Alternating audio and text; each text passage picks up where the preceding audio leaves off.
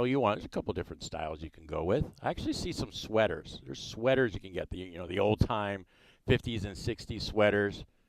Could hook you up with that. Never fails. In fact, I'm looking at it right now across the counter. Never fails. There's always somebody in here getting their Letterman's jackets taken care of, get their patches arranged however they want, Bible verses. Yeah, they are here for you. And, of course, all the sports equipment, hats as well. They are incredible sponsors of our student athletes here in the Central Valley. Big thanks to them. This is 2 hours of pure high school sports talk. A little bit about Fresno State. There's a football game tonight. I'm going. I'll mention that a little bit. But high school football, week 4, has just finished. Lots of fun stuff to talk about. Got a great show lined up for you guys. I'll get to that in just a second. If you missed any part of the show or any part of the other shows here on 1430 ESPN, go to 1430ESPNFresno.com. Boom, right there. There's a website. Under podcast, go back and listen to past episodes. Behind the Bench, Phil Bonatti's show. Phil and I and Pat Hill broadcasted Bakersfield and Bullard last night. Go back and listen to Phil's show. He does a phenomenal job covering all the local stuff. To do a really good segment, it's one of the things I look for on Fridays, is the segment on NFL picks. They have a lot of fun. Got the NFL Films music in the background. Good content, good stuff. Bulldog Hour, Tony D, the trusted voice of Tony D. Go back and listen to his shows as well. You can listen live on the website, and there is apps. Just go to your app store, type in 1430 ESPN Fresno. Boom, there it is. The 790 app. I have a show on Wednesday nights, the Sunbird Sports Show. You can listen live on the 790 app as well. Also want to thank a couple more sponsors, Clovis Stone, Masonry, and Landscape Supply. They sponsor the show specifically. They are located on Sunnyside, just south of Herndon. And we have a new sponsor. I need to do a better job of advertising our 1430 ESPN Student Athlete of the Week. And Raw Farms has partnered alongside of us with that incredible program that we have, honoring a student athlete every week. Last year was absolutely phenomenal, especially with the banquet that we had. If you haven't heard, we invited every one of the student athletes of the week to a huge banquet. They were all honored. They got to bring their family member. Everything was paid for. We gave everybody some more scholarship money, a male student athlete of the week, athlete of the year, and a female. We're giving iPads and a bigger scholarship. So it's a huge deal. If you want your student athlete nominated, hey, you could be a parent and do it. Yes, we allow that. Parents are involved. Grandparent, coach, administrator, teacher. Just go to 1430ESPNFresno.com. Student Athlete of the Week nomination is right there, and we read all of those. We do. We read all the nominations, and we'll go to Max Preps. We'll look at some stats. We'll text coaches. We'll check out the GPA as well. It is a really cool deal. So thanks to Raw Farms for sponsoring that, and go ahead and check that out. I'm not kidding. That's a really, really cool deal. All right, so let's get into some high school stuff. After the break, I'll go over all the scores. As a huge follower of all the scores, right? Checking Max Preps out, checking out Twitter last night. There were 3 schools that scored over 70 points last night. 70. The big one, Madera High School. I had to double check with Coach Palinelli on this one. Rivalry game, I suppose, against Madera South. I don't know how much of a rivalry it was. They put up 84 points. 84 points against Madera South. 84-13 was the final. Unbelievable. Of course, there's a running clock in the fourth quarter, too. That is a load of points. Hanford scored 74 points in their win, and McLean scored 70 points in their win over Santa Maria. So points aplenty last night. Pretty incredible stuff. So last night I did mention that we broadcasted Bakersfield Drillers, the historic program, came into the year. All-time winningest school in California history as far as wins. 823 wins coming in against Bullard Knights. Game was at McLean. First of all, beautiful weather. Gosh, what a great week of weather. I think it was 83 degrees was the high. And, right, a couple interesting notes going into that game. Bullard with a 2-1 record, lost in week 1 to Clovis East. Bakersfield 3-0 on the field. However, we found out early Friday morning that they had to forfeit a game against Buchanan. That week 1 win, I was checking Max Preps Friday morning, looking at Buchanan's record, and it said 4-0. They won their game on Thursday night. They beat Liberty Bakersfield. We'll get into that in just a second, too. And it said win, right? They lost 28-13, but it said W, and it said 4-0. Like, what the heck is going on? So I poked around a little bit, found out some information, and the Bakersfield newspaper confirmed it last night that there was an ineligible player that was used in that game, and they had a forfeit. So Buchanan gets a win. Bakersfield gets a loss, so that's big, right? That's big with the playoff seedings. What is that going to look like down the line? But Bakersfield, good football team. Rashawn Sheehy, good coach, brought back this toughness to the program. Bullard, a quick strike type offense. Everything's out of the shotgun. Decent running game, couple really good wide receivers. Tyler Franklin, the quarterback, really good arm. And, Bullard hung tough. They were down 16-14.5, had an 80-yard touchdown pass on their first possession on 3rd and 5. And just the physicality of Bakersfield was just too much. They got a dude at running back, number 84. That's not your typical running back number, is it? 84. He's only a sophomore. Demir Lomax. He had 3 touchdowns. He got 170-something yards on the ground. He was tough to take down. Good vision. Straight ahead guy. Didn't dance around. Hit the hole. Yeah, really good player. So Bakersfield, good team. Impressed with them. Defensively, they could do some things. Number 3 is a really good player for them. When we break down the games after this segment, Tanvir, who's producing the show, was at the game with us doing some stats. So we'll get his perspective on that game. I know Coach Hill was impressed. It's like, man, I remember Bakersfield drillers back in the day. Those are some tough suckers. Big dudes. The line, and Coach Hill admitted this, the line didn't look like it has in the last few years. But, yeah, good ball club. Good ball club. All right, so I mentioned after the break, we'll have a full breakdown of last night's games. Lots of good, interesting matchups. All right, one more week. A lot of schools have their bye week the following week before league starts. And, then we're officially halfway through the year in a couple weeks. Pretty crazy stuff.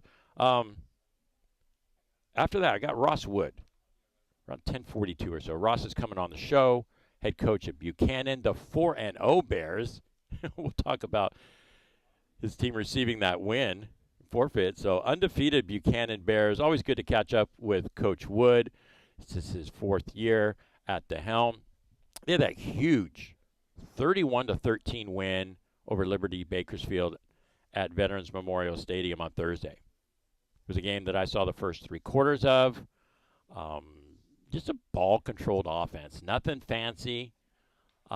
Defense is solid.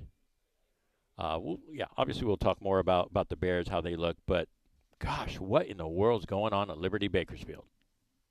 0-4 on the season. And I'm just keeping it real. They did not look like any resemblance of a Liberty football team over the last 10 years.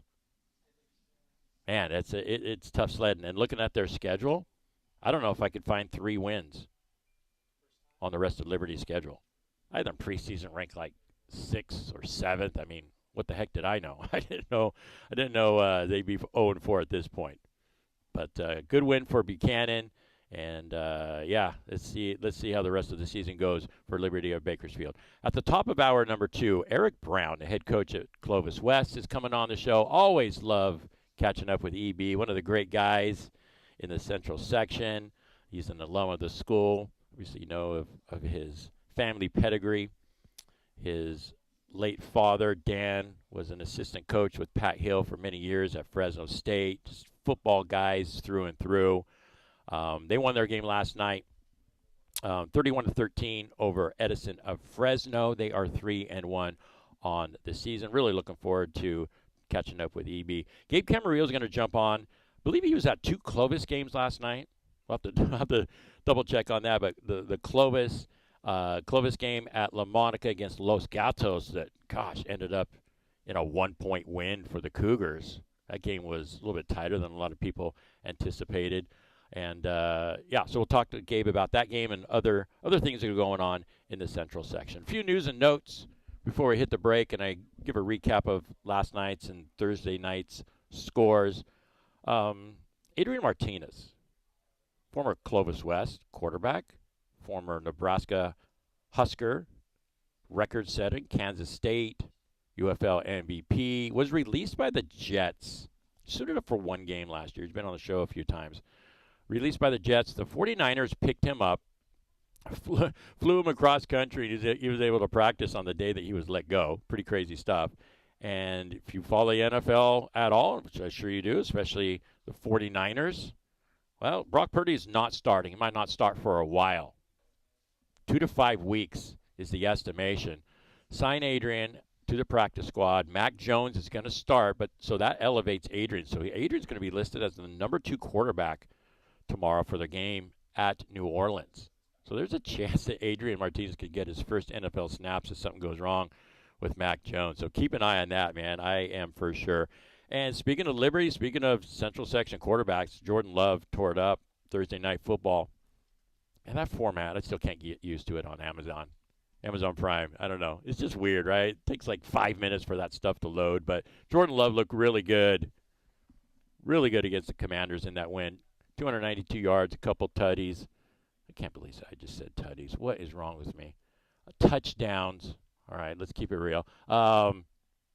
And then Josh Allen, right? What else can you say about Josh Allen? Just an absolute dude. 394 yards in that win against the Ravens. One of the better regular season NFL games that I've seen in a long time.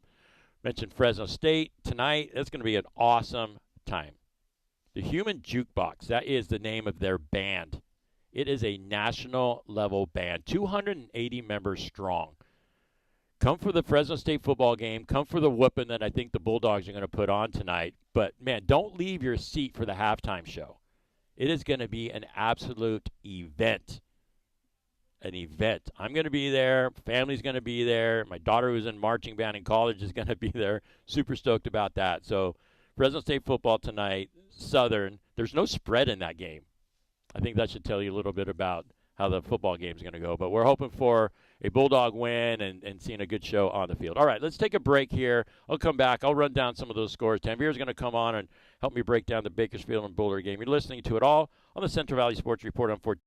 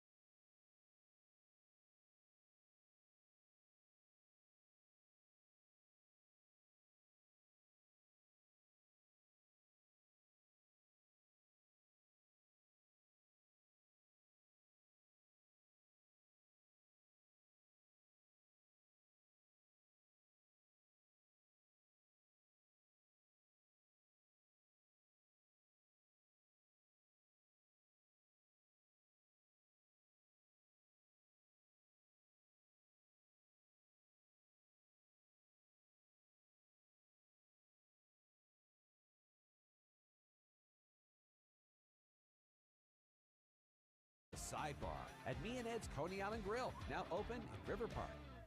For 80 years, Fresno Pacific University has been shaping the heart and soul of California as the Central Valley's only accredited Christian university.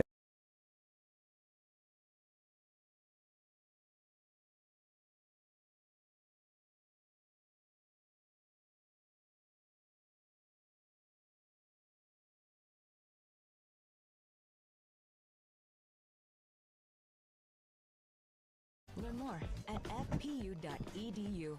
Hi, this is Marcus McMarion. As a Hi, hometown Marcus. guy and former Bulldog quarterback, I know how important.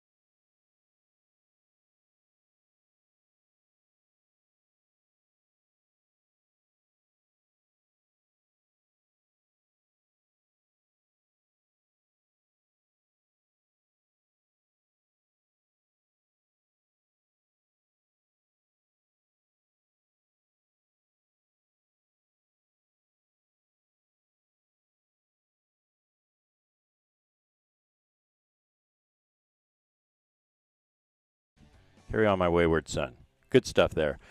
Uh, Time to get into some scores. There were, what, 5 games played on Thursday night, September 11th, and then 51 games last night. Let's get to Thursday games. So I mentioned the big Buchanan win over Liberty, 31-13. After this segment, we'll bring in Ross Wood to talk about his Buchanan Bears, the 4-0 Buchanan.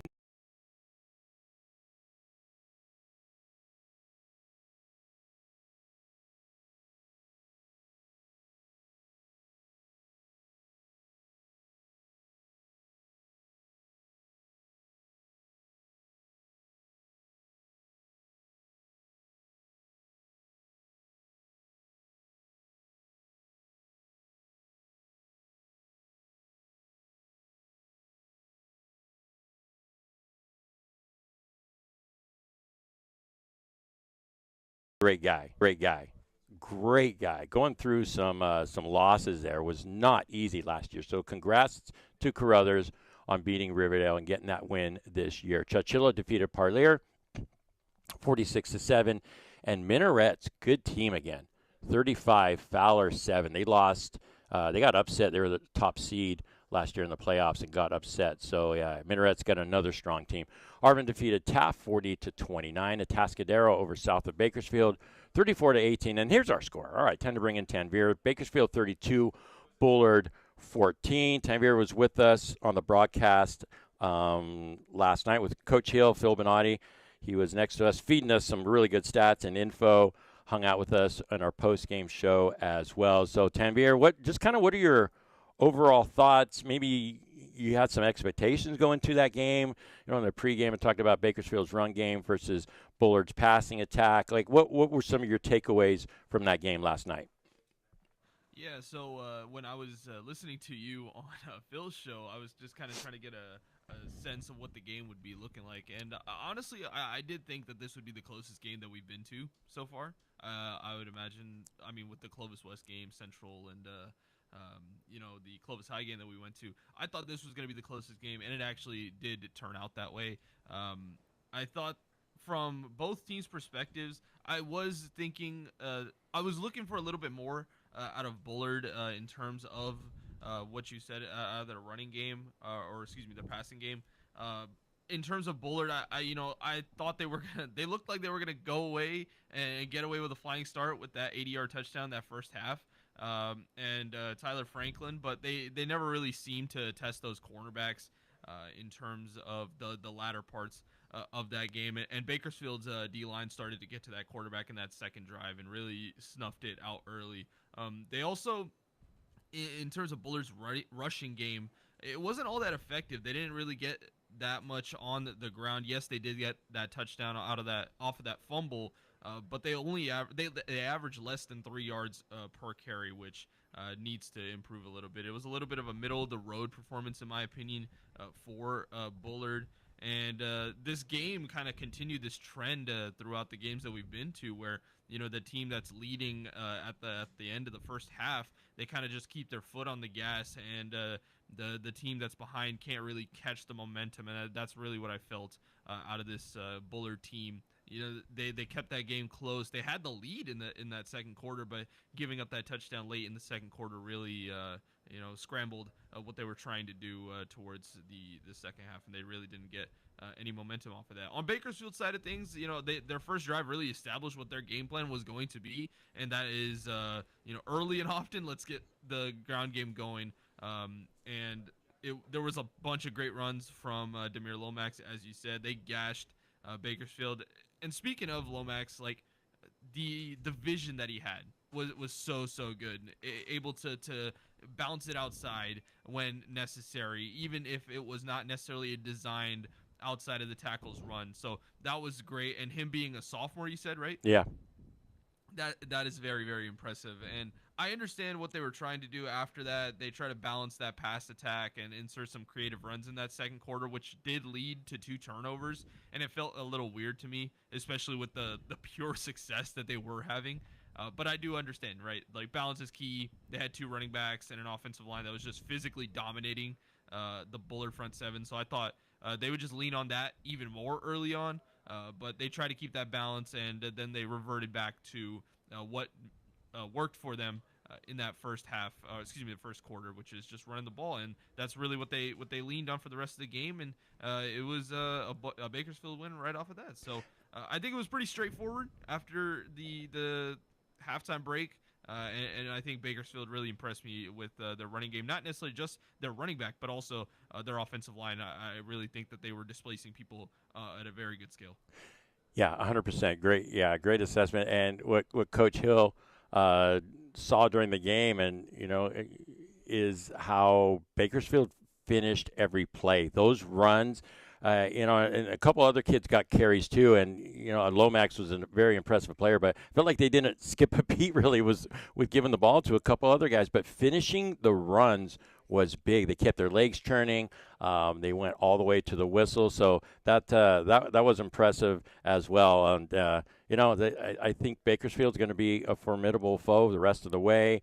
They do have a big game against Bakersfield Christian that's going to be an interesting one to keep track of in a few weeks. I think October 17th, if I'm not wrong on that one. But I think getting some eyes on Bakersfield was a good thing, and I think they're going to be a tough team to beat.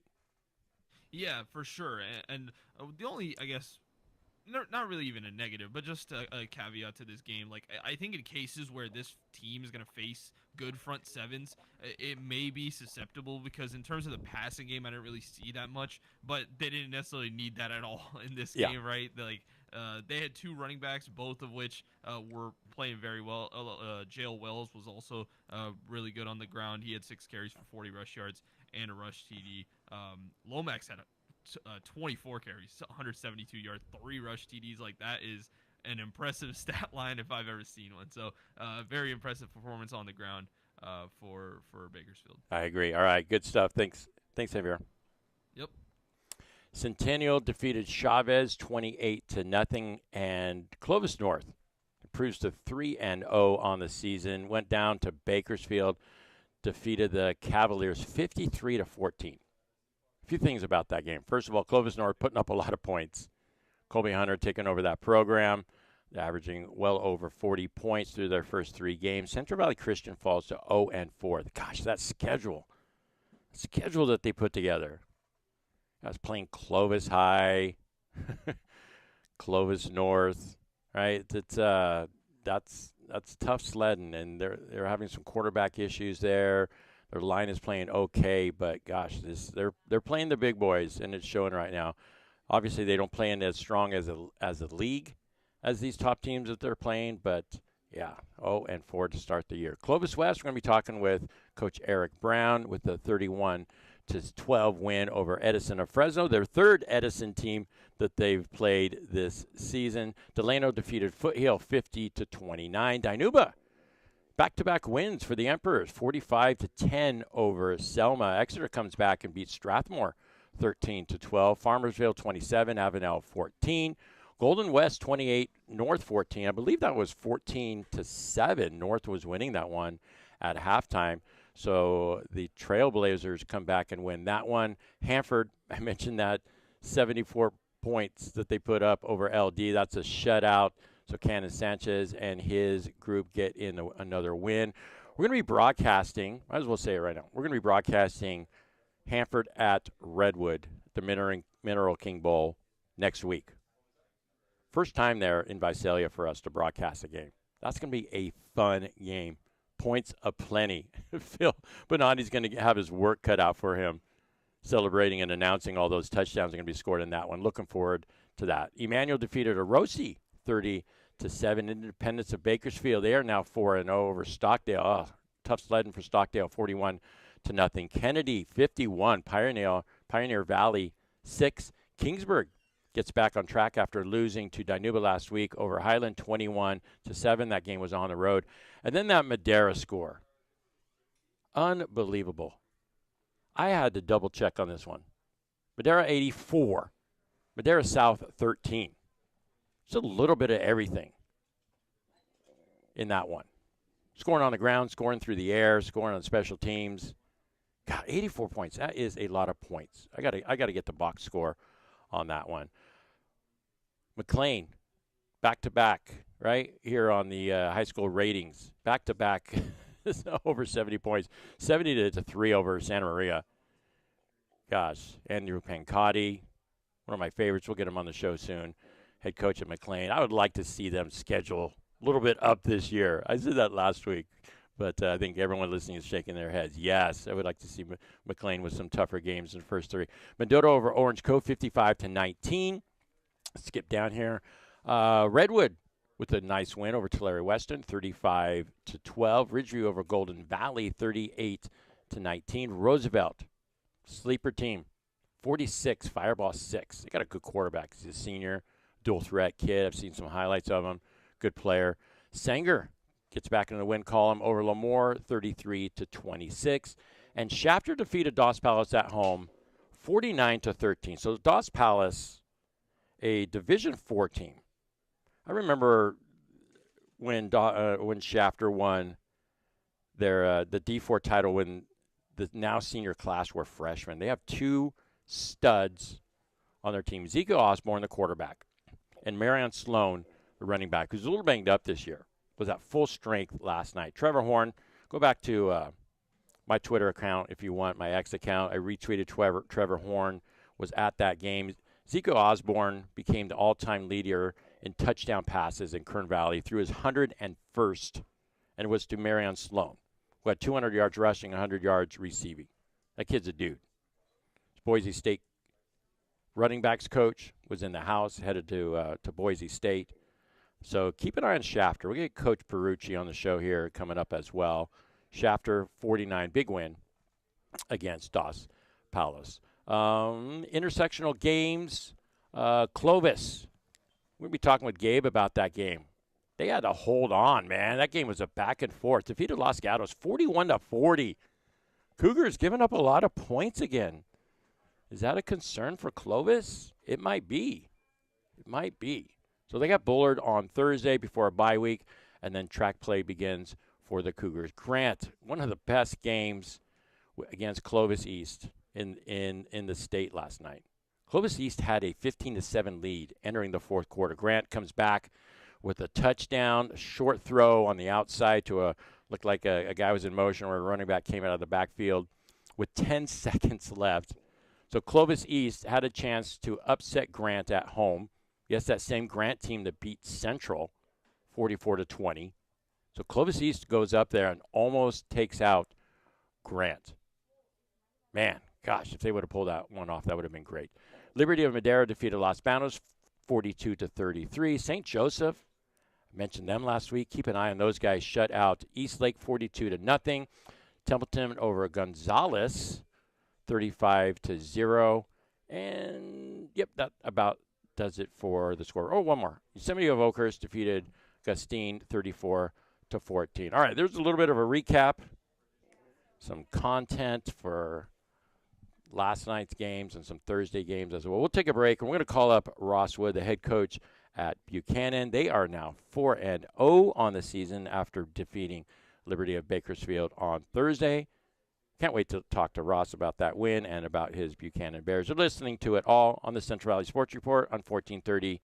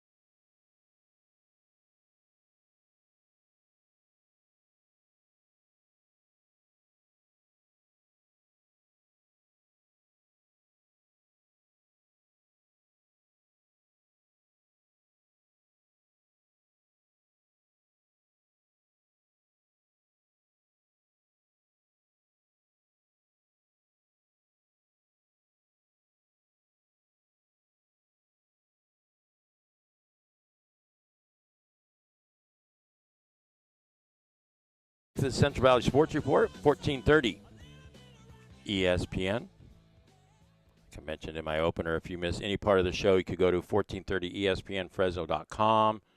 Boom, go to podcast. They're all right there. I think they cut out the commercials too after the show's wrapped up, right? Nice, tidy format. Yeah, sometimes I do that every once in a while. Tweet that out. Go ahead and listen to back episodes. I got to mention a couple football games that are today. There's some Saturday football games.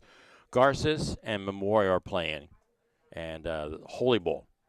It's a big deal. I think they stopped playing during COVID. They missed a couple games during that time. But, yeah, they're playing today at 7 o'clock. Kerman's playing Hanford West at 7:30. And, yeah, Lompoc is playing at Cabrillo. And one more, I've mentioned these guys last year, just a great story.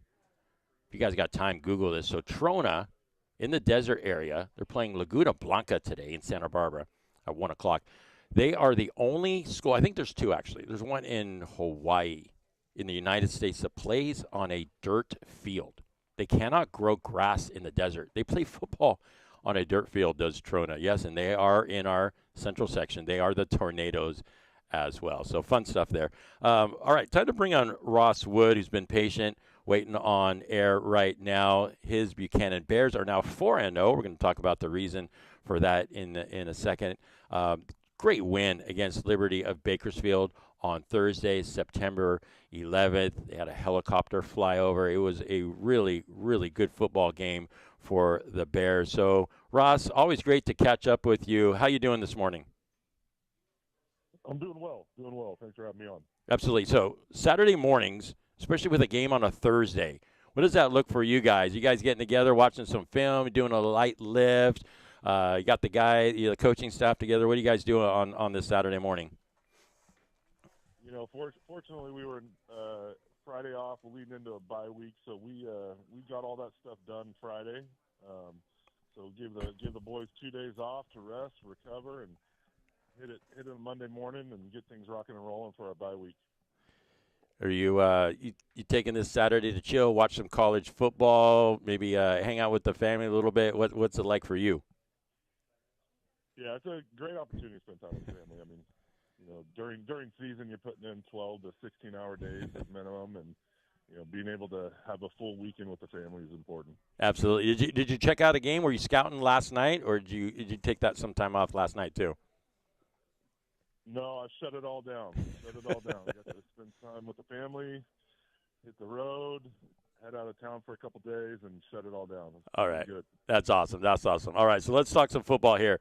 Leading up to the game against Liberty, I think you guys have been playing them for a while, if I'm not mistaken. Leading up to the game, like what did you guys see on film? What were some of the concepts that you guys were trying to perform on the field, or maybe some things you're trying to exploit against Liberty of Bakersfield? Yeah, I mean they're a big team. You know, they have numbers, they have size, they got strength and speed. You know, they're a good football team. You know, we just saw some things on film that we could, you know, try to exploit. So we try to get after them early, be physical. You know, really the biggest thing when you're playing Liberty is it's going to be a brawl till the end, regardless of the circumstances that you're in. So, you know, we're going to come out hot and be physical from play one. And you know, I thought our boys did a really good job of accepting that challenge and getting out there and doing it. So it was good. It was a good event for us.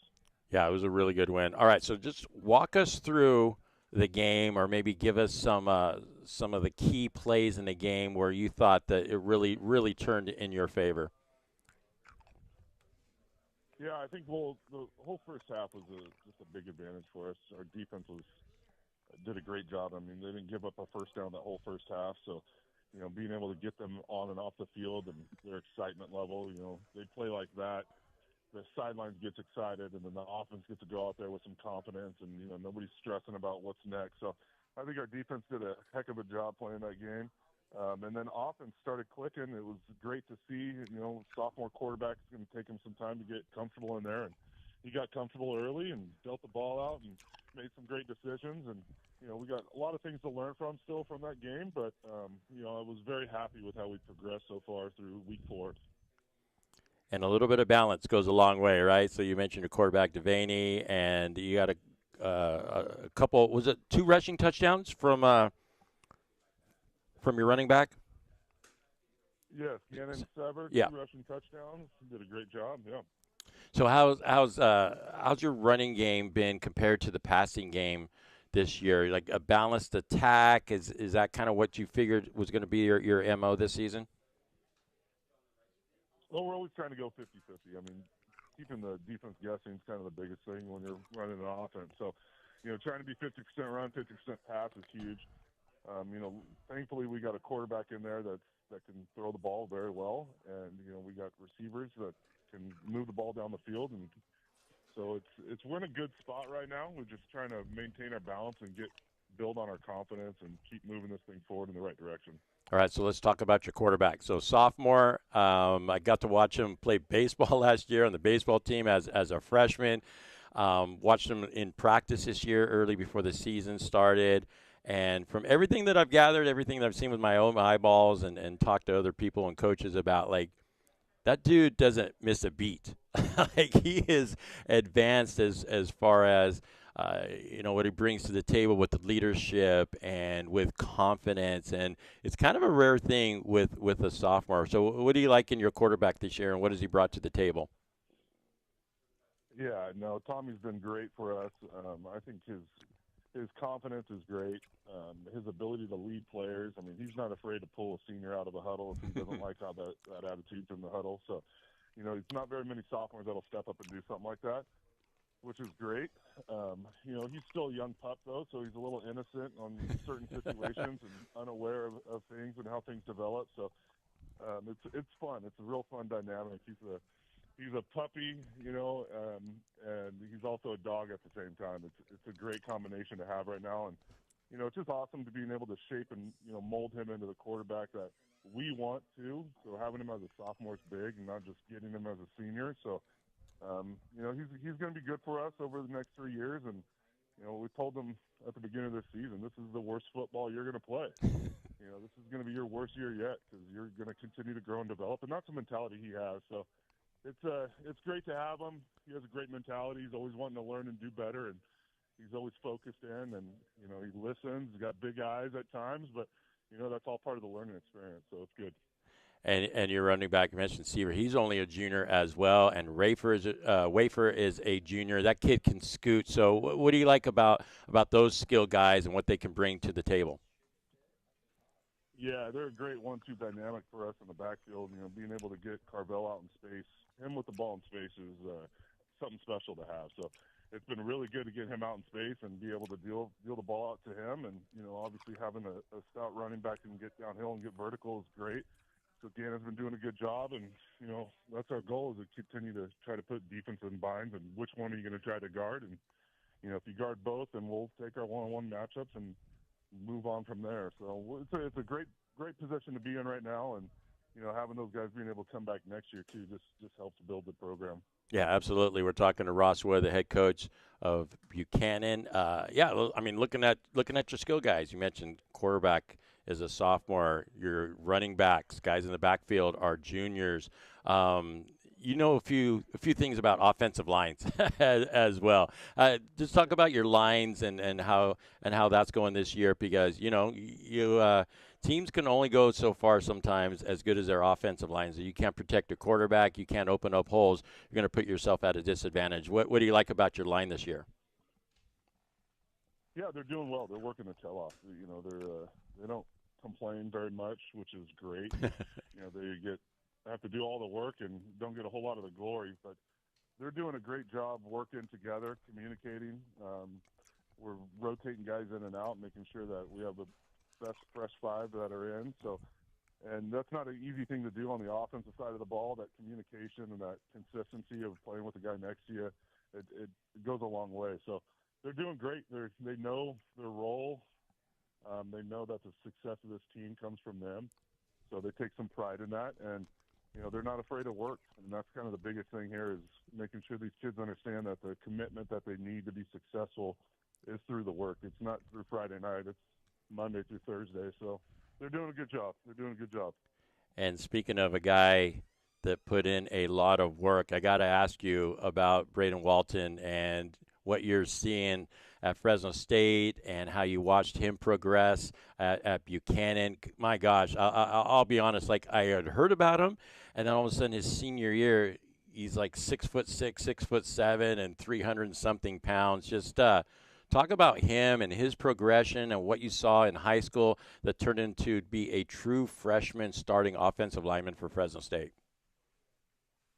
Yeah, Braden's a great kid. I mean, obviously I wouldn't call him a kid, but he grew a full inch after he graduated high school, which is not very common for most people.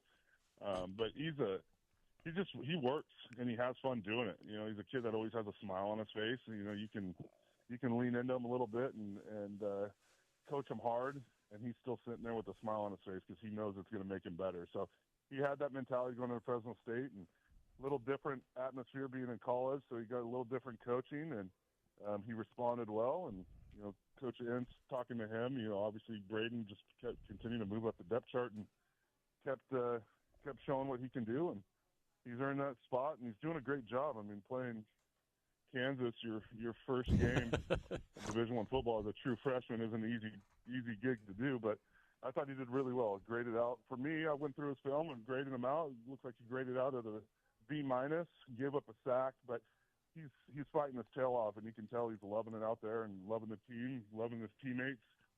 He's doing a good job. Was there a point when you were coaching him at Buchanan that you just totally flipped? Maybe like, hey, yeah, I think he's got some potential. He's got some size.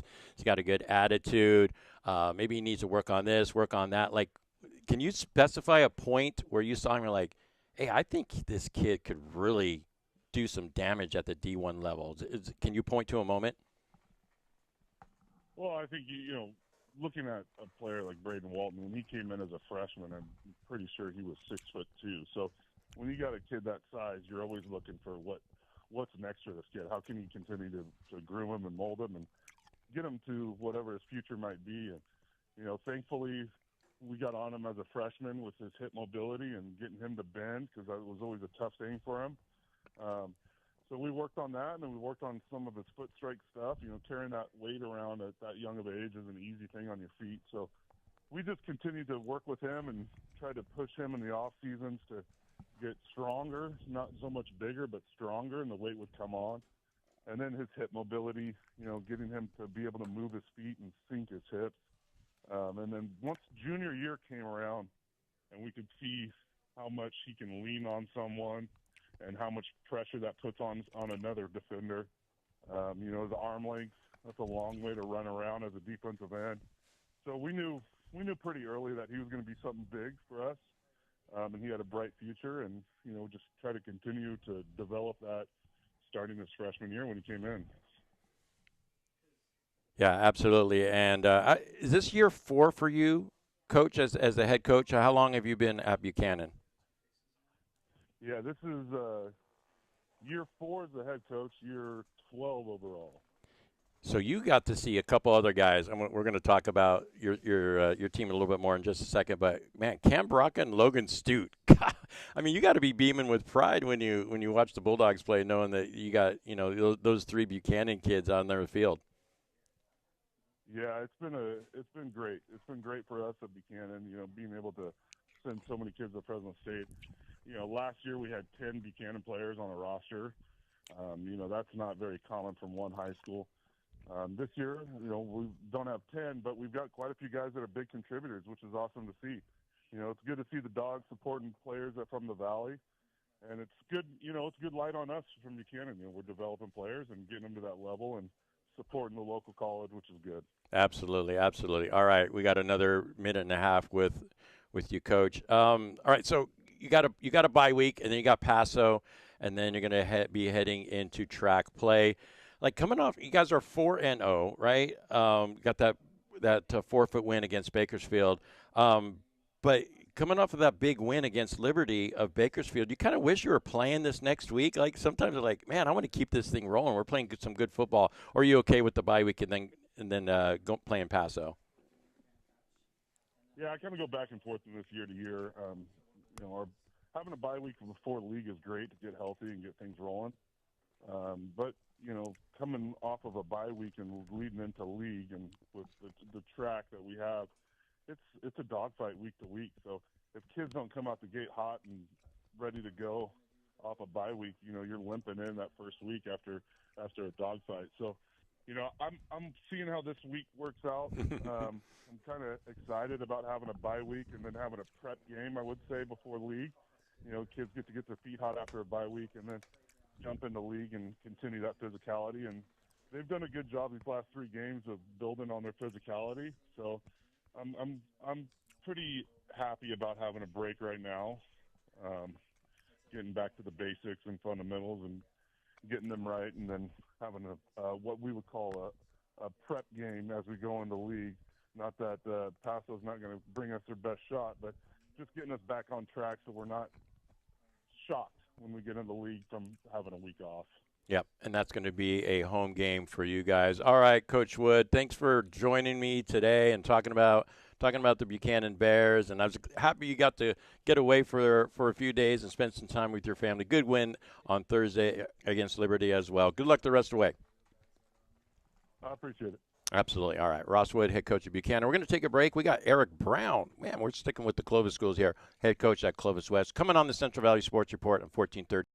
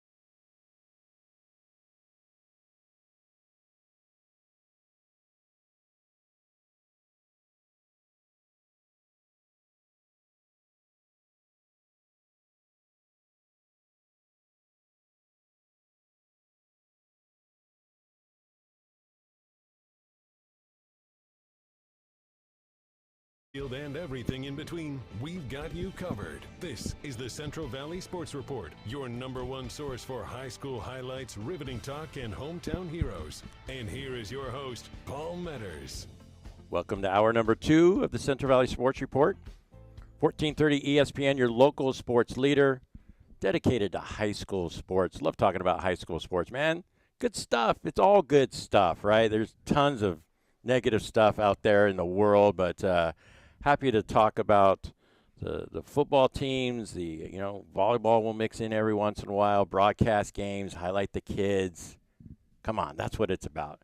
Got one of my favorite guys on the show right now. Comes on, I don't know, at least once a year. You're on last year a couple times as well. Coach Eric Brown, the head coach at Clovis West High School. He's a Golden Eagle through and through. Saturday mornings. What's life like as a head coach with young daughters on Saturday mornings? You know what? We're looking at it right now, aren't we? Oh, yeah, for sure. It's a lot of fun. It's chaos. It's try to watch last night's game, try to get a jump on the next opponent while 2 little girls are jumping on my head. And then to throw in my brother, Larry, actually had he didn't have a kid, but his fiance had a kid a couple days ago. So my wife Carrie went to go see him, and so I had the girls by myself and film by myself, and try to throw in a little college football at 9 o'clock. And, I actually went away from bringing the kids in this year, so they get treatment on Saturday morning, but we don't get with them. Just the main reason was we had so many away trips. In the first 5 games, we're going to have 3 trips that are over 2 hours away. So I backed away from the Saturday morning with our kids and kind of focusing on being a good dad and getting the jump the best I can. So. And soccer this morning when your daughter's got her soccer gear. You Harper. guys, 12 o'clock, Harper's got her big soccer game. Yeah, big first matchup. So we'll see. She's going to chase the ball around. Yeah. I know that. Yeah. She's more of a defensive player.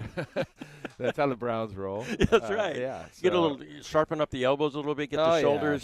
She'll throw it in there. She'll mix it up. All right. The best of them. All right. That's awesome. Yeah, all right. She's excited, though. You do the tunnels and all that. Oh, it's the first game, though. Is this her first time? Yeah, it's her first game. There's tunnels and everything. Coach Hill goes to his grandkids. He talked about last night, his grandkids soccer stuff, right? And so, Coach, you still do the tunnels? He's like, oh, you got to do the tunnels, man. The kids absolutely love it. So, yeah, that's going to be a big deal for you. I'll be a part of the tunnel. You know that. You got to do it. You got to do it. All right, so let's talk about last night's game. Let's get into some specifics. So you're playing Edison, your third Edison yeah, we play game. Them all. We'll play any Edison, anytime, any place. Edison from New York maybe on the schedule from next year. We'll mix it up. All right, so going into the game, you guys were 2-1. You lost in week 1. You got that really nice win against Liberty in the Edison of Stockton the week before a game that we had on 1430 ESPN. So, right, you guys are playing some good football, led in 2-game winning streak. Playing a hometown school, and the kids know each other, right? You got all that stuff going on too. So expectations going into the game, and then how do you feel you guys executed? I think it's kind of a tough matchup at times. I think Coach Sears over there is doing a good job, but they've been down for a little bit. Edison, Fresno, so trying to motivate and trying to get our guys going this week was a battle, and they're young kids, so. To say that in college football you're going to have a letdown game or a look-ahead game and all that, and we faced it in high school too, and I'm just being honest and real with you, Paul. But I felt it throughout the week that it was going to be a tough one, and a tough one to get our kids motivated and keep our kids grinding and keep our guys focused. And, for the most part we played about that. We played – we slept walk a little bit, throughout the game. But there were some kids that played really, really well and some real standouts in the game. I think we ran the ball really well, which is exciting because now we're stacking 2 games in a row where I think we had a 100-yard rusher. I haven't got the stats yet in Major League. And last week we had a 100-yard rusher, so that's back-to-back weeks, and that hadn't happened in a long time. I will say we're playing really good defense, and our special teams are making some explosive plays. Offensively, we're just – I hate to say it, we're still young, and our offensive staff is doing a really good job of trying to get our guys going and to get our guys to engage and lock in to exactly what we're asking them to do. But they're young, so I think it steps in the right direction when you're winning games and then coaching your way through the mistakes, instead of losing the game and then trying to, backtrack and go, what did we do wrong? We won. That's the first thing. Yeah. The number one stat, we got it. Yeah. 1-0. Yeah. So now it's just, can we grow? Can we build? Can we have buy-in and engagement all the way around and have a good week going into Turlock? So you mentioned young, right? And we knew last year 2 freshmen were a big part of your team, the maturity, right? You want to see a little bit of maturity from year to year. How have you seen that manifest through the first 4 games, right? You probably see it in chunks, maybe even play by play, like For the maturity sure. level. Like, hey guys, if you want to go next level, we got to look at it this way. We got to For execute sure. this way. Is that how you're approaching it? It's play by play. It's drive by drive. It's conversations with those kids. J.J. Howard's one of the best players in the Valley, and he's young, and he knows that. And I think somebody put it out in the media that he's the most polished guy in the Valley we've ever seen or something like that. And I talk to him all the time about there is no such thing at 15 years old as being polished. We're growing, and as a team, and he does a great job in that, of having a growth mindset. And as a team, we have a growth mindset, and that's where I'm encouraged. Is there's not guys in the locker room last night celebrating. Sure. It was it was pretty stoic, and it was guys that wanted the reasons why we struggled, and wanted to figure out what we need to do, because they know if we play like that, we're not winning in the track. And I'm excited because I think it's there. We're right on the brink, right on the edge of really turning the program completely around. How do you, Coach, you and your staff, how do you approach, like, talent-wise? My gosh, you see it in practice, you see it on film, right? I mean, we see it, right? Like, there's not a throw that JJ can't make yet. Maybe, I don't know. You might disagree with me. Help me out with that. And then RJ can make just about any catch. He could outrun any DB, could run any type of route. Got major league running. I mean, tons of dudes, right? Yep. Like, how do you go from the ability then to be able to execute at a high level when you get even into, some of these games in the track you're talking about, even in that week 1, right? I mean, how do you go to next level with such a young group? In the end, it's iron sharpens iron. So as much as we can do, good on good. At times we'll take, most of our kids play both ways. So at times we'll take RJ away from JJ and put him on defense and say, hey, you got a full 7-on-7 where you don't have RJ. And we have really good receivers elsewhere, so find them. And he's done a good job. And that's something that we've kind of mixed in lately. Last week we went to a half-line pass that Coach Hill used to do, and I got away from it just because the numbers that we have. But, we go half of a offensive line and then half of our receiver group, and then we put the best available guys against them on defense. And, I think that really helped JJ this week. And it's just trying to be creative in those ways of using your two-way guys and going as much good on good as we can. And our year that we were really good a couple of years ago, that's what we did a lot. Our practices were live. It was on and cracking. And I think we're at that point right now where we can go good on good and not really as much hold a scout card and say, you're doing this. Let's play our stuff and let's play fast, and then Friday night's going to be easier. Titus Dimmer. Real guy. Stud. Real guy.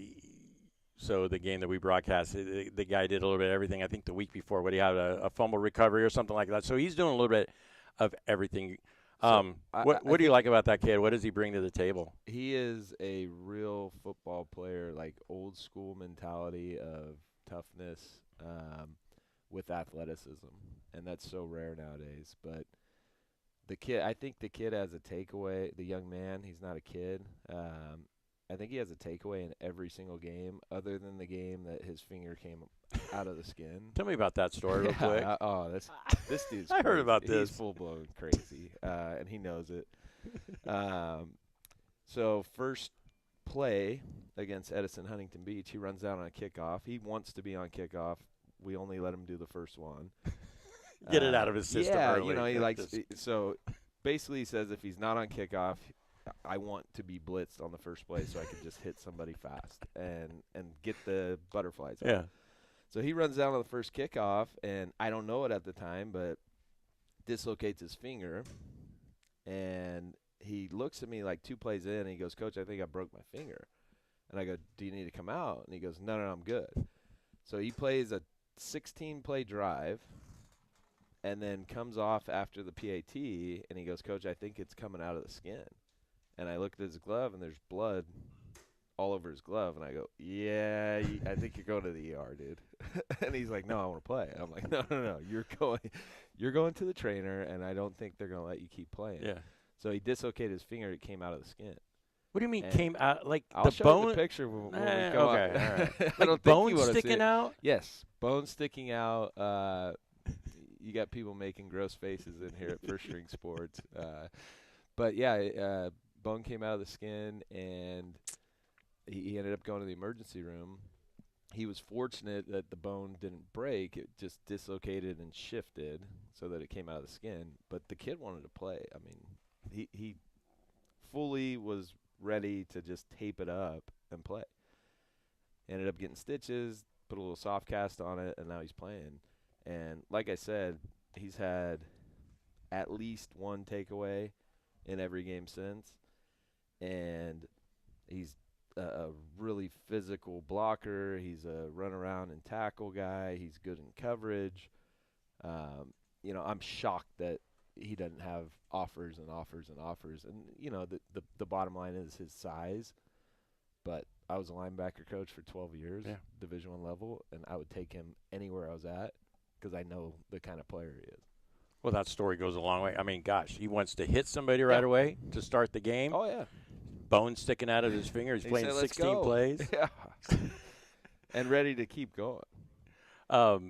You moved a lot on defense in the game. Now, obviously, you know a ton about football. Your football family, your late father and Pat Hill are very close. You know, first memories are probably sleeping with a football or football onesies or something like that. Tackling somebody. Yeah, that's the bottom line. So defensively, help me out though. It seemed like you're moving a lot of dudes around, a lot of pre-snap stuff. Is that kind of the MO with this team? What are you trying to do with the defense? You know, this is the team, I think, we're veteran at linebacker, so now we have the ability to move around way more. Yeah. You know, it's always been built into my system on defense, our system on defense, but now it's become almost like halftime I'll go in and say, hey, we looked like this multiple times. Now we're going to look like that and do something else. Or we'll look like that and bring it from the same side. And the goal really is to keep people guessing. And I think as much as you can meet people in the backfield, we want to do that. So we're an aggressive team. You know, I practice almost every practice we're trying to draw our defense off sides or run a screen because I know we're going to be in the backfield so much that that's what teams are going to do to us. So our scout is like onto screen, onto screen. That's what's going to hurt us, you know. So I like that you see that, and that's kind of our goal is as much movement as we can, as much not smoke and mirrors, but just chaos, you know. And I'm not facing an offensive coordinator. I'm facing a 16-year-old quarterback or a 17-year-old quarterback, and that's the way I try to think every game. We got a couple minutes with your coach. I know you got some soccer to get to. Oh yeah, we're First game. excited. I think she's in here doing. Is she doing laps already? Warming up, stretching. Yeah, dynamic warm up. If we see things knocked over, you know she's kicking a soccer ball already. Yeah, we're probably gonna owe First String Sports a little bit here. See what happens. All right, so last thing for you here. All right, so we got the schedule up here. Track starts. You got Turlock away. So there's another trip for you guys. Yeah, we like to travel. Yeah, apparently, right? Get up to 99 and right. go somewhere. So you got East. We're going to be broadcasting that game as well to open up league at La Monica. Buchanan Central on the Thursday North, and then obviously the big Clovis rivalry. You know, you've been through the track. You've won the track. You know it, right? You tracked this, track that. Like, when you look at that, like, what pops in your mind? Like, different schemes you got to go against? Like, what when you see that schedule, when you start thinking about what's going to take to win league, like, what pops? Yeah, I think that. I think there's really good coaches in the track. I heard my buddy Ross as I was driving over here on your show. You know, guys do a good job, and there's good players. And this is one of the best conferences in California. And I think pound for pound, it's up there with anybody. And you got to have your stuff right, and you got to practice the right way every single week. And you have to improve week to week to win it. You know, the whoever you face first, whoever the champion is going to get better every week. You know, and I'm watching. I'm a film junkie. You know, it's hours and hours and hours on Huddle. But I've watched all these guys, and I've spent, you know, a couple hours on every team already. And, you know, every team, as you go week to week, they're improving. Yeah. And I think you can say the same for us as well. So by the time we get to week 10, it's going to be, like, completely different than week 6. And the team that wins it all is going to be the team that gets better and better and better. Good stuff, as always. All right. Got to let you go. You got places to go, soccer to watch. Enjoy these moments. I don't have to tell you that. You know, these are precious moments for you. So happy for you. Good win last night. We'll see you soon. Yeah, I appreciate it. Thanks, Paul. Thanks, EB. All right, we're going to take a break, and we're going to be talking more high school football here on the Central Valley Sports Report, 1430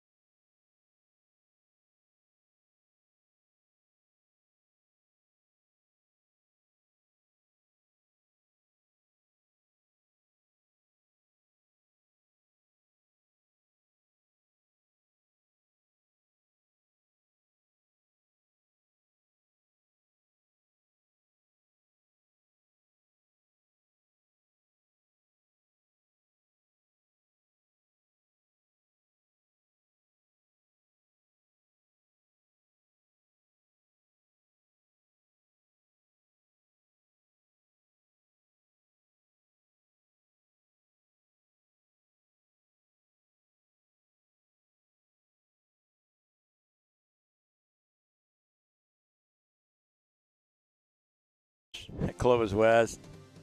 Great guy, family guy. I remember when he got hired. That was a home run hire. Alum of the school, spent a lot of time in the college ranks, family connections, and gosh, I remember. I think you had only one kid at that time at the press conference, and now seeing both of his young daughters here at First String Sports going off to their first soccer game, big moment. So he had to skedaddle. Big day for him. So yeah, always great to catch up with him. Just one of the good guys in football in the Central Valley. Got Gabe Camarillo on the line a little bit earlier than I thought, but Gabe's always up for a good conversation. You guys know Gabe does a great job at KMPH 26 as their sportscaster. Really ingrained in the high school scene, Fresno State as well. We had a good time here at 1430 ESPN. So Gabe, how's your Saturday, man? Saturday, do you just live for the weekends? Help me out here, right? So now we're in the full Friday, Saturday, Sunday, Monday deal. Is this like your favorite? Do you live for this stuff? Especially this time of year when I can go from covering high school football and these good teams that are only getting better when we get deeper in the season. I get those Friday nights for high school, then I get Saturday nights for Fresno State, like tonight, and especially a game like tonight where it should be a lot of points on the Bulldog side. And then tomorrow I can watch Josh Allen, Xavier Worthy when he gets healthy, a couple other local guys. Like there's a lot to work for this time of year, and I love it. Yeah, absolutely. And I love, I listen to the Fresno State broadcasts and, all the big three sports and, especially with football and basketball, the press conferences are always fun because I'm like, oh, there's Stephen Hicks from ABC 30 that just asked a question. All right, there's Scott Bemis, there's Jackson Moore, there's Gabe mixing it up too with the questions. So that's always fun to listen to you guys ask the coaches those hard hitting questions. So yeah, looking forward to tonight. I do want to get into some Fresno State stuff in just a second, but what games did you end up going to last night? So talk to me about those games that you saw. I went out to Veterans Memorial Stadium. You just talked to Coach Brown about Clovis West. I like how they look. They started a bit slow. I give credit to Edison because Edison, they're up and coming. They have a lot of sophomores and juniors that they're getting playing time. If those kids stay the course, I think Coach Sears has them head on the right path. And then Clovis West just ended up breaking through in the second quarter. J.J. Howard with a couple touchdown passes. I think Major Lee had a couple touchdown runs after I left, but complete win for Clovis West. I saw the start of that, and then I went over to La Monica just after Clovis High went up 14-0. I heard they had a lot of explosive plays early in that game. I was on hand to witness a few. Deegan Rose was accurate. I don't think the ball touched the ground more than once. Maybe twice it touched the ground. That was it when I was there for a whole quarter. That Clovis offense went up 27-7, and then I know Los Gatos. And I saw signs of it. That quarterback for Los Gatos, really good. He has an offer from San Jose State. And some of the receivers, too, look college talent level. They were able to come back and almost beat Clovis last night, but that early 27-7 cushion ended up helping the Cougars out. So those are the two games I went to. That ended up being 41-40. We were keeping track of that one. And yeah, right, I saw the Clovis jumped out to that big lead, and here comes Los Gatos, and I think they ended up taking a lead at one point, if I'm not mistaken. I know, 34-33 with 6:01 left in the fourth quarter. There was a touchdown. And then what? Clovis comes back with, an interception by Carlos Young, and then a 31-yard TD pass to Carlos Young again, and hold on to that win. After a 90-yard Young had an amazing game. Yeah? Young had like 3 touchdowns last night. Jeez. I don't know if people are talking about he's their number 2 receiver outside of Israel Briggs, but he's like a really good number 2 receiver. And I'm surprised he hasn't he's gotten a few offers from Division I FBS and FCS schools, but he's a college-level talent. I remember talking to Wilkins, and he told me if Carlos Young was the size of Israel Briggs, everyone would be recruiting this kid. But because he's kind of undersized, under the radar, he's not there's like 3 other Division I commits on that team, but Carlos Young is just as good as any of them. And I think last night was his coming out party. You mentioned his name, and I had to give him some love because he's honestly not getting enough love, Carlos Young. Yeah, he's been a talented player. We watched him when he was a sophomore at Sanger, then transferred to Clovis High. Yeah, he's a playmaker. He's one of those kids that you know where he is on the field, and boom, he'll bust out with a pick six, or I think he's even returning punts, if I'm not mistaken. At least he did in the Salinas game. But yeah, he's definitely a difference making dude. Do you have any concerns though, Gabe, about that defense? Right, defense wins championships, and any concerns about Clovis High's defense giving up all those points to Los Gatos, and then that loss against Frontier as well? Well, I was there for 2 Clovis touchdowns, but also 2 Los Gatos touchdowns that were pretty easy for them to score. So like I said, I got there when Clovis went up 14-0, and then by the time I go through security and set up my camera, Los Gatos was already from their own 20 to the 10-yard line, and they ended up scoring a touchdown on one of the first plays that I recorded. Then go back later when Clovis goes up 27-7, I'm thinking, okay, as Pat Hill would say, put the dogs in the truck, it's over.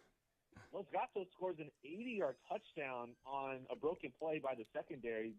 Los Gatos receiver was wide open, and the only guy who can make a play ended up missing a tackle. So there was an 80-yard touchdown. There was a 90-yard touchdown that put Los Gatos at the 41-40 score, and then they didn't get the 2-point conversion, so that's how the game was won. But, yeah, there's some big plays by Los Gatos that makes you wonder when they go up against a Bayon Harris, 3 touchdown catches last night for Central East, or a Brandon Smith, or – I mean, even some of the other playmakers in this section, like Tyree Sams and I'm forgetting on the tight end, Ramsey Ham for Clovis North. Tight end. Big game last night for the Broncos. Tight end, exactly. These are guys that can give Clovis defense some problems, and there's a lot more that I'm not mentioning. How about Clovis West, right, when they played for the Range Rider that last week of the season? Clovis West is probably going to give Clovis some fits defensively, and that's something that Coach Wilkins told me at the very start. Like, they have the offense to win a Valley title, but it's going to come down to defense. Because last year, when they lost 4 of their last 6 games after starting 6-0, the defense gave up 35 or more points in all of those losses last year. So there's obviously a lot of optimism about Clovis's chances, but I think the optimism ends where the defense ends with the plays that they're giving up. So if the defense can step it up, and I think they can, Clovis can only improve their chances of winning the Valley title. All right, so the scenario that played out last night, gosh, Clovis East almost came away with the win at Grant. Took a short touchdown pass with 10 seconds left for Grant to defeat Clovis East. Has Clovis East been surprisingly better than we anticipated? We know that their defense is legit, their front 7. I'm thinking about, the Clovis Central, Clovis East, and then Clovis West as being real contenders for track. No disrespect to Clovis North. We'll see. Ramon Valley they play, and then Frontier. But has Clovis East, maybe even closed the gap between Central, Clovis, and Clovis West? I think Clovis East was the wild card going into the season, and that's why I really wanted to see them before any games are played. And just watching them, I know that Lindsey Graves is out, and I'm not sure when he's coming back, but he'll be back at running back sometime this year. But besides Lindsey Graves, there's so much talent on this team that people aren't talking about, and a lot of them are new guys like Grant Capriola, superstar in the secondary, Austin Plaza, a force to be reckoned with up the middle. I saw Clovis East against Sanger. Sanger has a strong rushing attack, like one of the best in the section. They put up points on a lot of teams. Hanford, last night against Lemoore, they had a gutty win. Sanger had to work for every rushing yard they got against Clovis East. And there was a lot of pushback from the Clovis East defensive line. Like, Sanger would pick up 4 yards, Clovis East would knock them back 3. So the run defense for Clovis East, I think, is why their defense is so good, because their ability to take away the other team's best offensive weapon for Sanger, that'd be the run. For Grant, I'd argue they have an amazing offense. They scored 42 on Central East a few weeks ago. But against Clovis East, you're telling me Grant needs a touchdown with 10 seconds to go to win? I think people are underestimating the Clovis East defense because maybe they don't recognize a lot of the names from last year. There's no Jax Kuntz. There's no Harold Duvall. Give a lot of credit to this Clovis East coaching staff. It's a way different coaching staff, right? You got the Sunnyside head coaches from last year as the OC and DC. You got George Petrosons as the HC, the head coach. Give them credit for developing the JV guys from last year's team to varsity this year and making them better and making this team with a new identity that revolves around who they do have coming back. You got tough kids like Tristan Kircher, O'Shea Webb, Tavion Horton. You got these tough kids coming back who are rangy, athletic. You're going to have a lights-out secondary and a stout run defense, and if you got both of those things, like that's all you need to be a dominant defense. So, yeah, I think that's going to be the MO for this team because there are going to be some growing pains on offense for Clovis East, especially as long as they don't have Lindsey Graves. They're going to be maybe a little bit one-dimensional. Kirchner's done a great job. Hats off to him for filling in at running back, and I think he could have a role when Graves does come back. But when you have that home run threat that Graves is, it just adds a level to your offense that they don't really have right now. I wonder if Graves played last night. Yeah, Gabe. I think that it could be 3-1, right? Yeah, that hamstring is I think still bugging Graves. I'm not sure how much he's going to see the field at all this year. To be honest, that's what I'm hearing. So that would be a big loss for Clovis East because that kid's he's a college style running back. So Clovis East though, Gabe, that week 1 in the track, talked to Eric Brown a little bit about that game, right? Week 1, Clovis West, then they play Centrals, and then they play Clovis. So you could argue that the toughest 3 games that they're going to have in the track, again, no disrespect to Buchanan and Clovis North, but that's a big 3 gauntlet to get through for Clovis East in that to begin track. And they could still beat those teams without Graves. I'm not saying they can't, but it's like a what if, a what if they had a team at full strength. The fact is, they're 3-1, could very well be 4-0 without their best player on offense, and that says a lot about the depth on this team. I agree. Okay, Gabe, couple minutes here with you. I do want to get to Fresno State at the end, but what are some of like biggest surprises, maybe a story that you found out through the first 4 weeks of high school football? I know you've been out and about gathering stories and hitting on the good stuff that's going on, but what's something that pops into your mind, a storyline that maybe people aren't thinking about right now? Well, there's obviously the track and like everything that's going on in our Fresno Clovis region, but I think something that I really want to dive into is how good Tulare County is at football. Yeah. Redwood, for instance, loses a big transfer to start the season, and they're honestly as competitive as they probably would have been with him on the team. Like they have multiple quarterbacks who can make plays. Luke Sanchez comes in last night and leads them to victory over Tulare Western, where Jordan Ariola had almost beat Clovis North a few weeks ago. So, like, Redwood has depth at quarterback, at defense. Like, Redwood's a strong outfit, and I'm not forgetting about Golden West, who was back last night to beat North Bakersfield. And then CVC, I know they're 0-3, or 0-4. I think 0-3. Yeah. I don't know. But I know they're winless. But they played against Clovis North, Clovis, and Bakersfield Christian. So, like, they're going to be really good for league play. They're going to be as battle-tested as anyone. Tulare being unbeaten right now, and they had a bye week, but they go to Ridgeview next week. They have, obviously, one of the more exciting quarterbacks. But at Tulare Western, before last night's loss, they were undefeated, and they had just beaten a Mission Oak team that was honestly on the up and up. Like, there's just so much talent in Tulare County that I think gets a little bit overlooked because we're so focused on, the track and the CMAC, and I just think that's one of the storylines that I'm following is I have the feeling we're going to have multiple section champions from Tulare County in D1A and D2.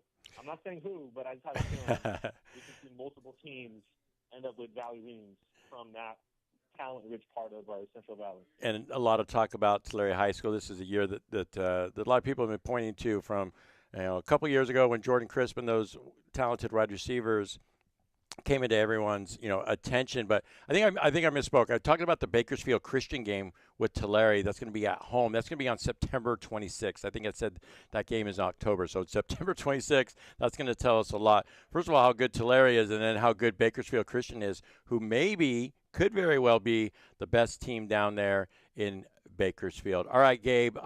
Fresno State tonight. No spread on the game because I think that says how good, how much of a mismatch on the field it might be. The bands are going to be lit. That's going to be awesome. That's going to be must watch for everybody there at Valley Children's. What would you like to see from Fresno State tonight, especially on the offensive end? A passing touchdown. There you go. I want to see something that used to be routine for Fresno State fans, but it's been a different type of football team, and I think people are starting to realize that. We talked about it in August. We said, hey, this team, they're talking about physicality. They're talking about running the football more than passing it. And I think people heard that, but they really understood it when they watched it.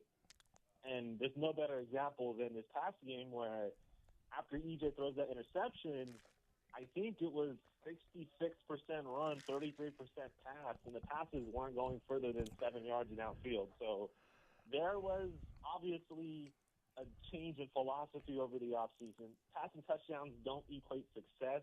They're 2-1 without a passing touchdown, so just imagine when they start throwing them into the end zone and catching them. So I like to see that, but I don't think the world is ending. I don't think E.J. Warner has done a terrible job. He's been a game manager. He's doing what they asked him to do, which is put the team in good spots on third down, and don't turn the football over is also one of his jobs, and he hasn't done that. He's done 5 interceptions, but if he cuts those down and just does what he's been doing besides the turnovers, I don't think Fresno State's in a bad spot at quarterback. They could work on some defense this week. I'd like to see the defense maybe not pitch a shutout, but keep them under 10 points. I don't know if that's too much to ask, but that's probably the 2 things I'm looking for: passing touchdown and defense allowing under 10 points. Yeah, I agree. As a fan, someone that has season tickets, I anticipate if there is a touchdown thrown by E.J. Warner that the stadium's going to go a little crazy. You're like, oh, there it is. Was it that difficult? Come on, let's go. Finally, I think that's going to be the sentiment. What if there's not one thrown? What if we go a fourth week and we win like 41-0, but they don't throw for a touchdown? What if that happens? Oh my gosh, more questions. I think, right?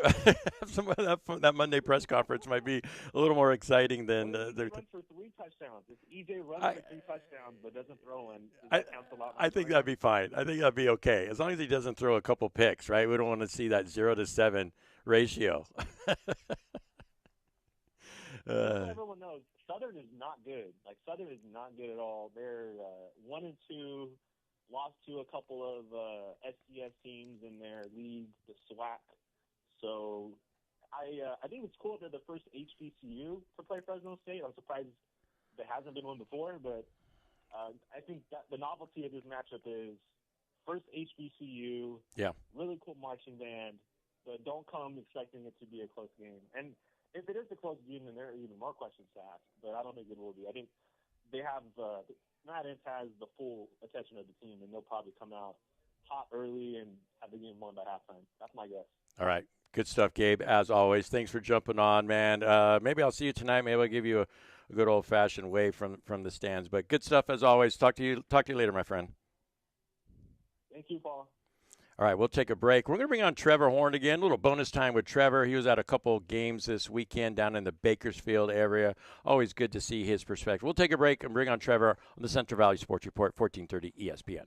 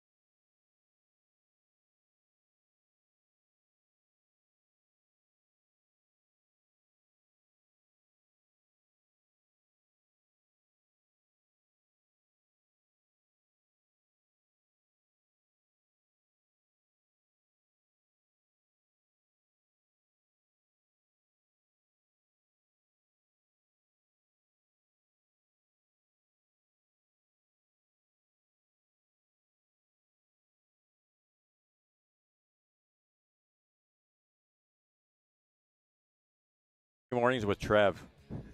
Trev, coming on the show in a pinch, just talk a little bit about the area down there in the Bakersfield, Kern County area. Man, I know you got your little guy there, dressing up like dad, taking pictures like dad, pretending. But, man, you're an absolute gamer for coming on the show. Hey, man. Happy to help out. I like to do good things for great people. So what's storylines from down in the Bakersfield area this week in football? I know you're at Shafter last night. Great moments, man. Great videos that you're able to put out there. What are some other storylines from this weekend down there in that area? Liberty being 0-4 after losing to Buchanan was kind of a shocker for everybody down here. The great win for Buchanan. They're 4-0 on paper now. The Bears are after having to Bakersfield High having to forfeit that opening week win over the Bears. So Liberty, that's a team that, you look what they've got coming up. They've got Central East next week. Yeah. At home. That's going to be really tough against the Bengals. Then they've got an undefeated Independence team. After that, it'll be interesting to see what Independence and Kennedy do next week. You got 285 career wins between Mario Mion at Kennedy, who just got his 100th win, and Paul Golo over at Independence, who has 185 wins. That's interesting. And then after that, October 10th, is Liberty versus Frontier. Yeah. So it's really, really, really interesting to look at it. Everybody's like, well, what's wrong with Liberty? And I'm like, well, guys, look at who they're playing. Frontier and Liberty right now have by far the toughest strength of schedules of anybody in the Central section. If you go to highschoolratings.com, you can see it. Frontier is at a 29 overall. Liberty is at a 28. The next one closest to them is actually Central at 20.6. And those are only going to go up higher for Frontier and Liberty this week when you've got Frontier going down to playing Lincoln out of San Diego. They just took a 10-point loss, 34-24 to Mission Viejo, who's ranked number 2 in the state. And then Liberty's got Central next week. So I don't know how many teams would have a better record against the competition that Liberty and Frontier have been playing thus far. So you look at those two teams here in town. Those are the top two teams on paper going into the season. They're now combined one win between the two of them after Frontier was able to get that big win over Clovis last week. Frontier is on a bye going down to San Diego next week. Another one, Paul Gola's got a 4-0 team at Independence. He won 5 section titles when he was the head coach at BHS, won that state title over Del Oro out of Loomis in 2013. And he's got the ball rolling again. His kid's the quarterback, only played like a quarter and a half last night and threw for 157 yards and ran for another 40 and two total touchdowns in that one. So I think the storyline right now is, can these 4-0 teams in town like Shafter, like Wasco, like Independence, what would they look like with Liberty's schedule? And I talked to Gerald Perucci today. He goes, no, Liberty would score almost every play on us, and you saw it last night. It's a different level, and it's no disrespect to any one team or the other. It's just the God honest truth. Is there is a different level of football being played with the schedule that Liberty has in front of them than what Shafter or Independence or Wasco or even BCHS. I think BHS is the only one that could rival their schedule because they have that Buchanan game, and then they had that big win over Bullard last night on the road at McLean. Well, okay, so let me ask you this really quick. Long enough? Yeah, I want to interject a bit because do you see 3 wins though for Liberty this season? You mentioned Central, then Independence, Frontier. You see the 3. Obviously, Stockdale, Centennial's down this year. Garces, I don't know now. Yeah. But look at the strength of schedule for Garces. They're 2-1 right now, but they've beaten an average Paso Robles team and then a Division 5 base team in Bishop. And it's kind of a wait and see. What's going to happen tonight in the Holy Bowl? That's a big question when they host San Joaquin Memorial tonight. I think we're going to get a lot of answers there. Garces is 2-1, yeah, but again, it's the strength of schedule. Like, what would Independence look like with Liberty's schedule? What would Liberty look like with Independence's schedule? It's no knock on one team or the other. It's just the reality faced in front of you. Is I don't ever look at a team, and I don't punish teams for playing up. I mean, Liberty could go 3-7, 4-6 this year, and likely go into D1A, which is the second tier of the 2 Division I brackets. 1AA is obviously the top one. They can go in that 1A and do what Frontier and Yeah. BHS did Yeah. and make it to the finals last year. And when I say BHS, sorry for you Fresno folks, that's what we say down here for Bakersfield High. All right. So Bakersfield High, not Bullard, not Buchanan, not Bishop Union or anything like that. But, yeah, Bakersfield High, they hosted Frontier, and Frontier beat them. And it was, the semifinals last year in 1A was 3 of the 4 teams were from Bakersfield, and with Bakersfield High, Frontier and Centennial. All right. So you mentioned Shafter. You talked to Coach Perucci. They are a major player in D4. D4's got some pretty good teams this year, but Shafter, like D3 this year, if they get pushed up, they might. Okay. So would you say Shafter could be a top 15 team in all of Central Section? How good are they? They're really good. They had a little problem last night in the first half against Dos Palos' run game up front. They fixed it. They did a goal line stance right before the half ended. Dos Palos didn't have any timeouts left. They stuffed them on the 1-yard line. They didn't. It was 14-13 at one point, and then Shafter ended up winning 49-13. Ezekiel Osborne went in with 96 touchdown passes in his career. He threw for 5 last night, so he's the first Kern County. He already went into the season the Kern County record holder in career touchdown passes. Now he's the first one to ever have triple digits. He's got 101 now, which means he's tied with Noah Tossi, who graduated from Coalinga, who happened to beat Shafter in the finals in Division IV last year, finished with 101. So Ezekiel Osborne now tied with Tossi, 5th overall in Central Section history with 101. How about this? Marion Sloan finally played running back last night for the first time this year after wrestling his hamstring injury that he suffered over the summer. His future running backs coach at Boise State, James Montgomery, was in the house. Sloan went for 201 yards rushing, 2 touchdowns. But what was cool was the 4th touchdown, which was the 100th touchdown for Osborne last night, was a 12-yard, beautiful touch pass to Sloan in the back of the end zone. How about this? The first touchdown pass that Osborne ever threw as a freshman was to Marion Sloan, who happens to be his best friend, and then his 100th TD pass was also to Marion Sloan. It's beautiful. That's what makes sports such a beautiful thing. And then Osborne took the ball, ran to the sideline, went to the stands, and handed it to his severely disabled, wheelchair-bound uncle. And I just thought it was such a cool moment last night for all of that being, all encompassing in one game here in the middle of September. Really cool moment. Good stuff. We got another minute here with you, Trev.